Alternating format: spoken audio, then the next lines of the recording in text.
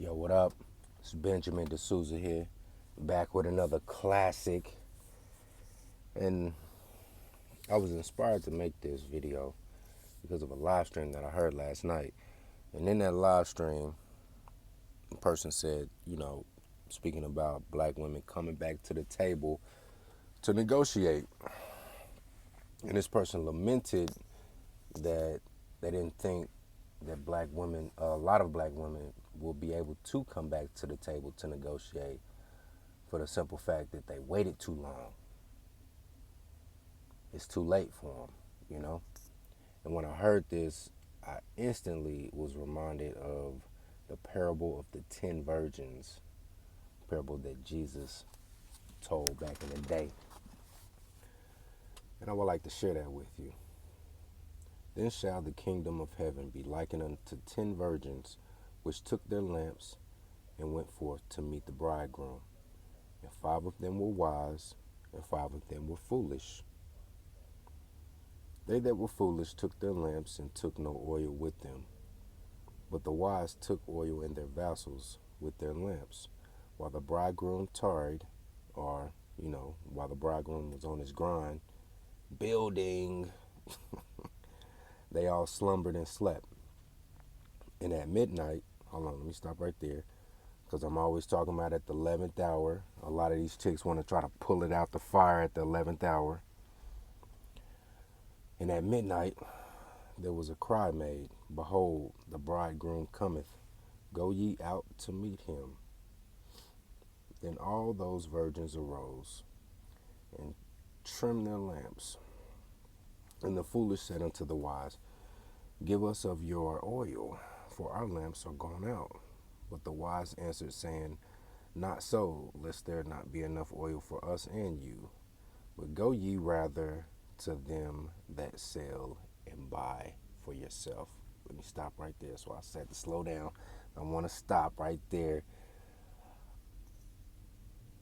I want to also mention that a lot of these quote unquote dating coaches for these females, especially the females that are post 30,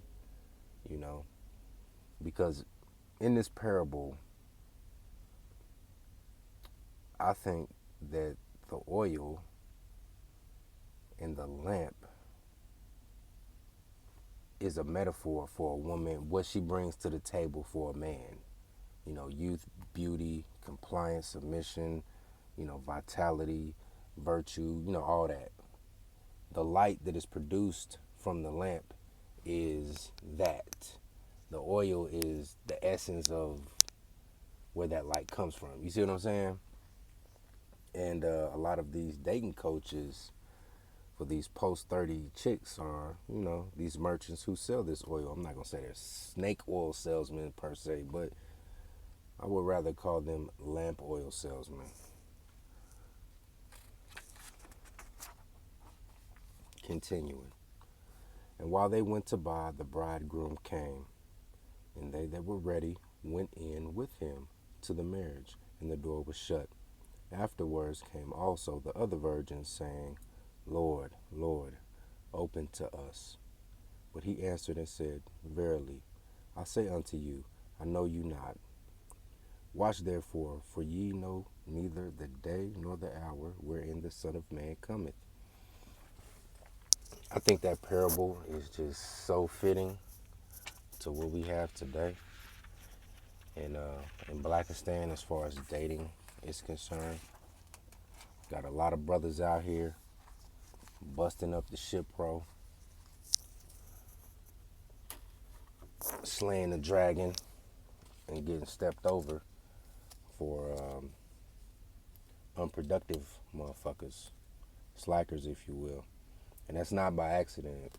It is by design. I've said many a times in my past videos and whatnot that these chicks being select is essentially being able to be controlled. If a chick deems you select, she thinks she can control you in some way. They'll take the ability to control a man over anything. Over anything. Even the BJC. I speculate, but I speculate even over the BJC. But yeah, if they can't control the man, you know, at least the females with this orientation, with this mindset. But yeah, by the time they're ready for the bridegroom, after the bridegroom, went out and slayed dragons and brought back the heads of kings and whatnot, and been toiling in the vineyard and busting up the ship row and carrying on. After all that, then they want to come back to him all stretch marked out and shit, cellulite and whatnot, and bastard kids in tow.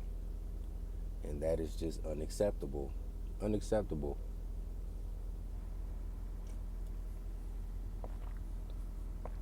Unacceptable. Now I know some brothers will sit up here and say, well, Benjamin, you're a hypocrite. You want to castigate these females for being single mothers, and you yourself are a single father. That makes you a hypocrite. You're a hypocrite, Benjamin. Correction, my nigga. No, I'm not a hypocrite. Because I have an Audi and these bitches have innies. We've already gone over this. She can't do what I do, and I can't do what she does. I know a lot of people would like to say what's good for the goose is good for the gander, but that ain't the case. That ain't the case. And I'll explain why. For one, 9 times out of 8, when you come across a single mother, she's going to have custody of the child. So that means you're going to have to be in constant proximity with that child. 9 times out of 8, again, if she does have a child, also child being in close proximity, you have to deal with the father of that child. And if that father of that child has, a grievance with your presence, then there is a higher, I'm not going to say propensity, but if a conflict occurs, there is a higher propensity for extreme level of violence to occur, to take place. And that's not good.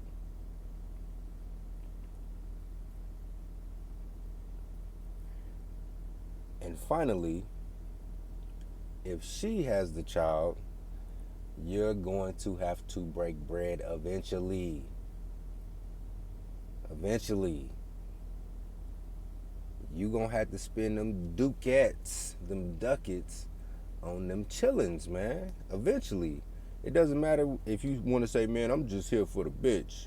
I ain't really, fucked up about them kids. Nigga, you stay there long enough, man, you gonna have to do something for them kids. Financial and social. You gonna have to spend your financial capital and your social capital with them kids, man. And I have a strict rule. If I wasn't there to make them, I ain't gonna be there to raise them.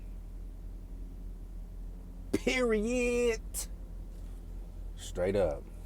I'm not gonna teach little Junior how to fucking tie his shoe.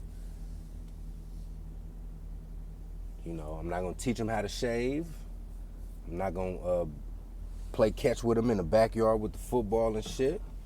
I'm not gonna talk to him about the birds and none of that shit, man. None of that, man. My social and financial capital is reserved for my progeny and my progeny alone. Those who carry my genetics. That's it. If you don't carry my genetics, hey, feel sorry for you. Straight up. Now, with that being said, when you flip that around, the man, on the other hand, nigga, I'm the main physical presence in this whole dynamic.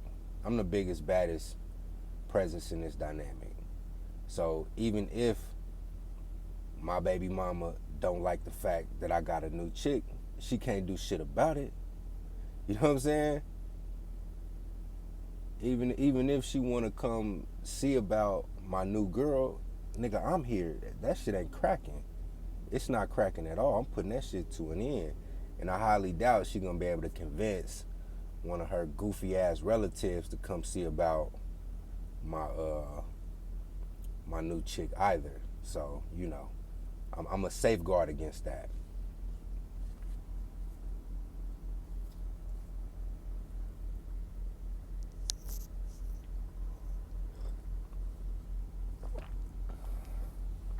And the chick that gets with me, she doesn't have to spend any of her financial or social capital towards my child. I'm not requiring her to buy anything for my child. Basically, all I'm requiring for her is to be basically a stay-at-home wife. That's it. That's it, man. So it is a difference. I don't care who doesn't like it. You can call me a hypocrite if you want to. You can say it's unfair, whatever. I don't give a fuck. I don't believe in fairness. Straight up. I'm not trying to be fair at all. I'm trying to dominate. I'm trying to dominate my life. So what I say goes, goddammit, cause I'm in control. You feel me? Like Usher said, you had me? But anyway.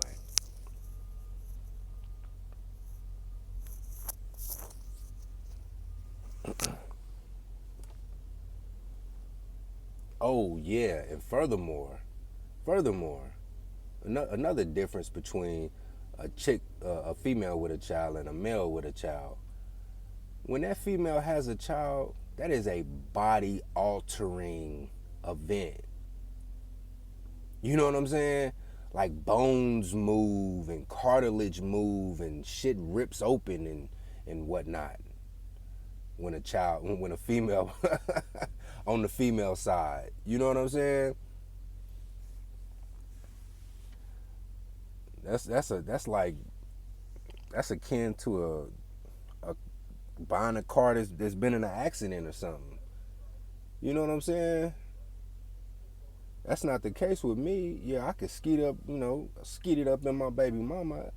She had the child, but ain't shit happened with my body. Ain't nothing changed with me. I didn't birth the child. You know what I mean? It was little to no wear and tear on my body.